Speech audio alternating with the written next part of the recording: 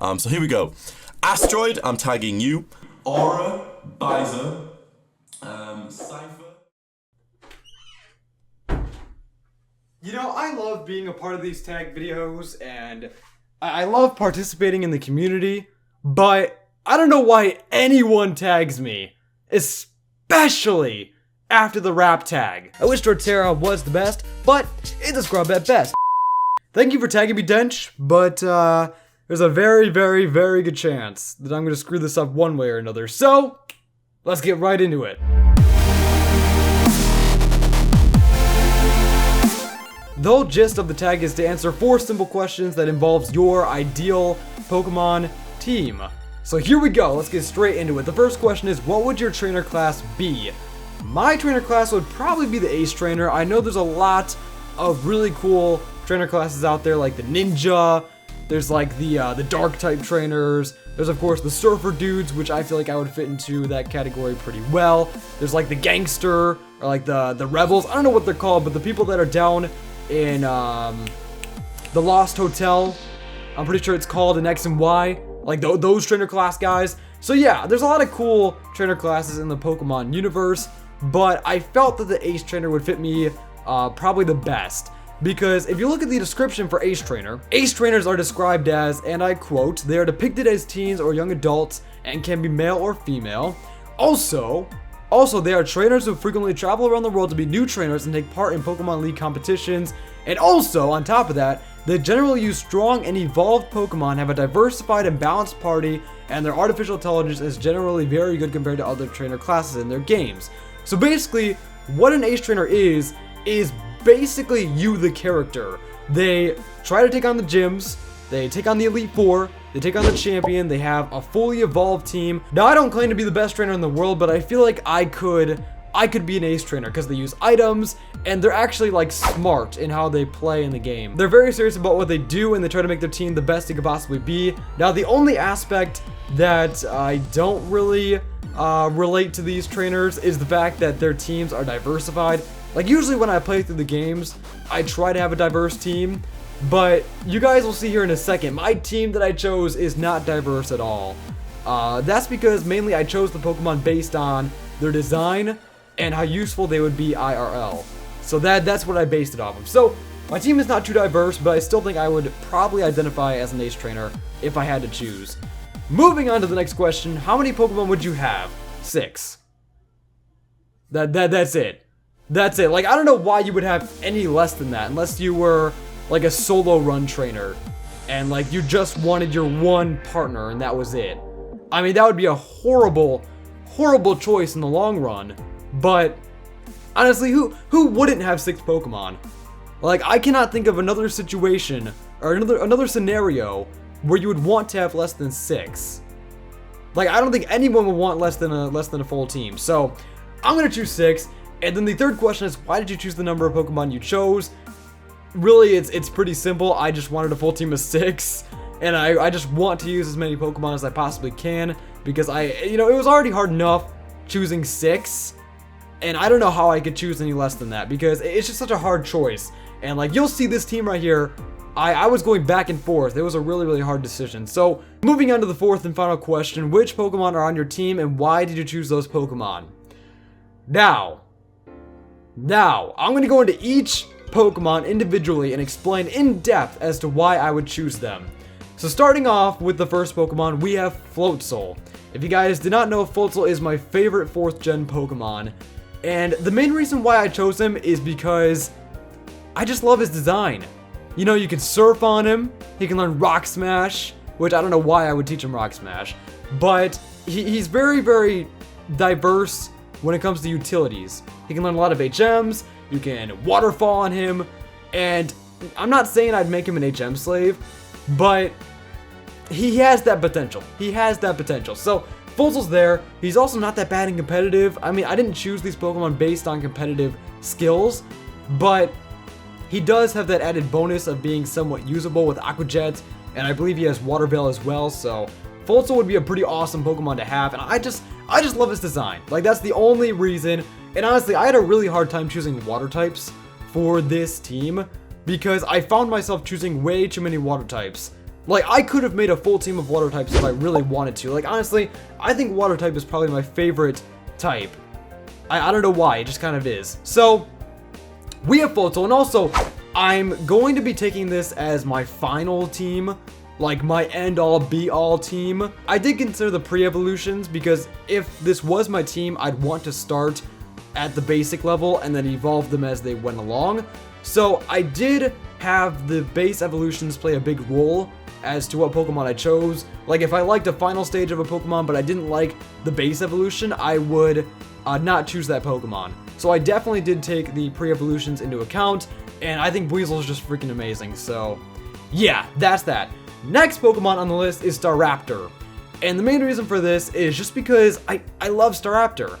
I just do. Like, I wanted to choose a Pokemon, right, that could fly me around, but I didn't want anything, like, too small. And Staraptor's a big bird. I would imagine if you're flying on a Staraptor, you would feel like you're on, like, a cargo plane. Like, Staraptor's a big bird. You know what I'm saying? So, I wanted something that was practical to carry me around the region. And I also wanted something that's powerful, and Staraptor fit that criteria. Now, I was going to choose Talonflame. I was going to choose Talonflame because I love Talonflame, but I didn't choose, well, spoiler alert, I did not choose a single fire type on my team. And the reason for that is because I feel like overall, fire type is probably the most dangerous type, besides, like, I guess, electric type.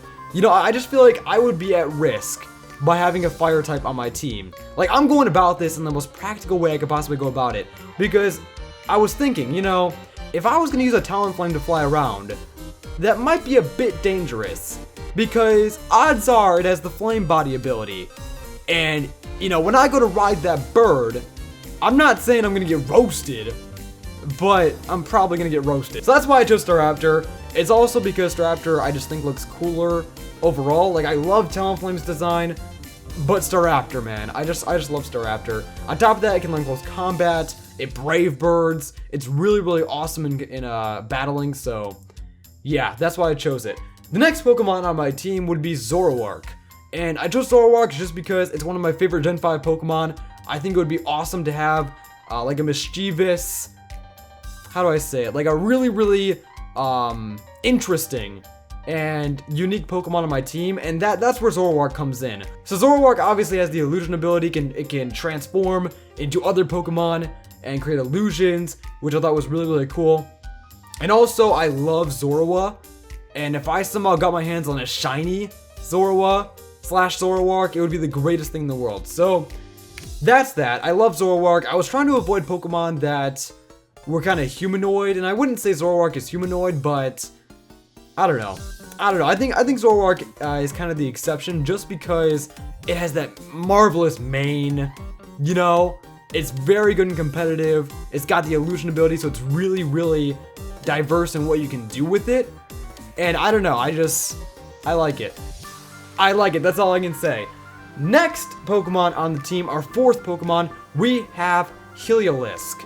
And if you guys wonder where Heliolisk is my favorite 6th Gen Pokemon, and you know, I was a bit hesitant to put Heliolisk on the team, just because, I don't know, Helioptile, I feel like Helioptile would kind of suck, you know, because Helioptile isn't all that great, and like, I kind of like its design, but, you know, I was really considering another Pokemon, like maybe a Mora, or a Roris, or maybe an Aegislash. You know, those are Pokemon I was considering, but I couldn't not put Heliolisk on the team, because A, I wanted an electric type, just because I like the electric typing, and B, I love its design, with the frills, and how it looks like a freaking dinosaur. Like, it's a really, really cool Pokemon. On top of that, it's not that bad. Yeah, I mean, that's pretty much it. Now, I know my team is really, really offensive right now, and that's kind of the approach I went for, but my last two Pokemon, you guys will see, aren't exactly the most offensive Pokemon in the world. So, my second to last Pokemon would have to be Mega Sableye. And I'm sure you guys all saw this coming, and I wasn't going to choose Sableye when I first got into this, because I thought, you know, if I'm gonna have one Mega, would I really choose Mega Sableye? Because, like, I love Mega Sableye in the games. Like, I love Magic Bounce, I love Prankster, I love how it's used. But if I were to have it IRL, it would probably be a pretty lame Mega. You know, like, in the grand scheme of Megas, you know, it would just be kind of lame, I guess. I don't know, maybe that's just me.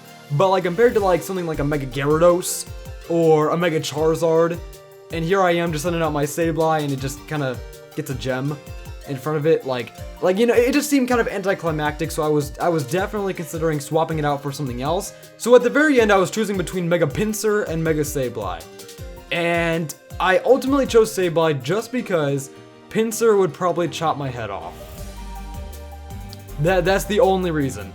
That's the only reason. Like, I love Mega Pinsir, but I don't want to go anywhere near it. Like, I would not touch it with a 10-foot pole. Like, I hate bugs, and especially bugs that could kill me.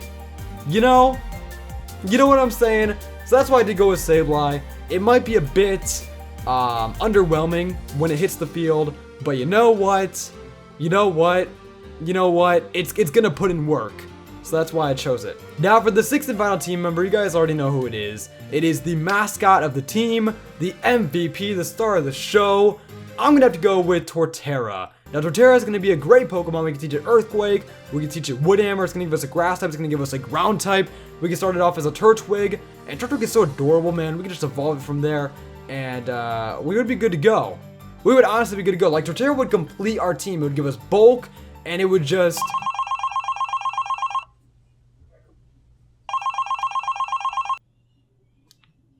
Hello? Yeah? Wait, what? What are you talking about? It's not April Fool's? Oh! Okay, yeah, I'll apologize.